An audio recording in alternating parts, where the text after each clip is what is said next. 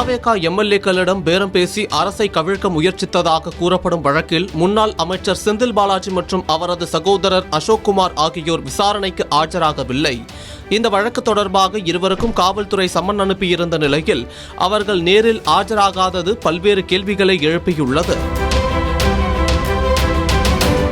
தாவேகா ஊத்தங்கரை தொகுதி எம்எல்ஏ இளையராஜாவிடம் பேரம் பேசியதாக சென்னை திருவல்லிக்கேணி காவல் நிலையத்தில் வழக்கு பதியப்பட்டு ஐபிடிஎஸ் நிறுவனர் திருநாவுக்கரசு, நரேஷ், தியாகராஜன், கரூரைச் சேர்ந்த கார்த்திக், ரமேஷ், பள்ளிக்கரணையைச் சேர்ந்த செல்வன், மணப்பக்கத்தைச் சேர்ந்த சீனிவாசன், அஸ்தினாபுரத்தைச் சேர்ந்த ராஜேஷ் ஆகிய 8 நபர்கள் திருவல்லிக்கேணி போலீசாரால் கைது செய்யப்பட்டுள்ளனர்.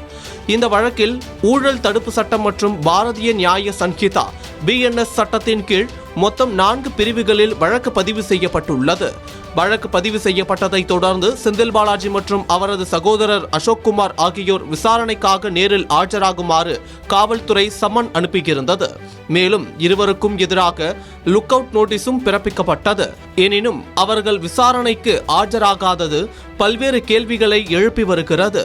இந்த வழக்கின் முதல் தகவல் அறிக்கையில் இடம்பெற்றுள்ள தகவலின்படி கடந்த ஜூன் 26ஆம் தேதி திருநாவுக்கரசு என்பவர் தன்னை கருத்து கணிப்பு நிறுவனம் நடத்துபவர் என அறிமுகப்படுத்திக் கொண்டு தாவேகா எம்எல்ஏ ஒருவரை தொலைபேசியில் தொடர்பு கொண்டதாக கூறப்பட்டுள்ளது.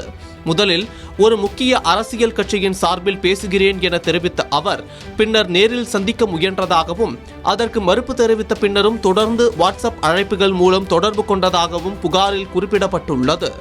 அன்று இரவு நடைபெற்றதாக கூறப்படும் உரையாடலில் இந்த அரசு நீண்ட நாட்கள் நீடிக்காது, நீங்கள் ஒத்துழைத்தால் உங்களுக்கும் லாபம் எங்களுக்கும் லாபம் என பேசியதாகவும், ஏற்கனவே ஒரு ரிப்போர்ட்டர் இது குறித்து உங்களிடம் பேச முயன்ற போது நீங்கள் பிடி கொடுக்காமல் விலகி சென்றதாக கேள்விப்பட்டேன், அதனால் நானே பேசுகிறேன் என கூறியதாகவும் FIRல் பதிவாகியுள்ளது.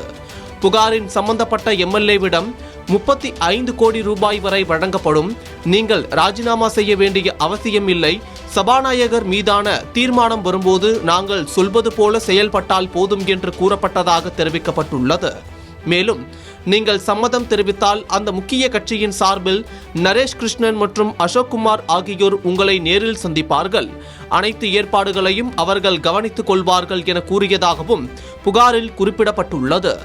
அதே உரையாடலின் போது இந்த அரசு நீண்ட காலம் நீடிக்காது, எங்களின் ஆதரவில்தான் நீங்கள் இருக்க வேண்டும், நான் சொல்வது போல் நடக்காவிட்டால் கடுமையான விளைவுகளை சந்திக்க நேரிடும், இந்த உரையாடலை யாரிடமும் தெரிவிக்க கூடாது, சொன்னால் நீங்களும் உங்கள் குடும்பத்தினரும் உயிருடன் இருக்க மாட்டீர்கள் என மிரட்டியதாகவும் முதல் தகவல் அறிக்கையில் கூறப்பட்டுள்ளது.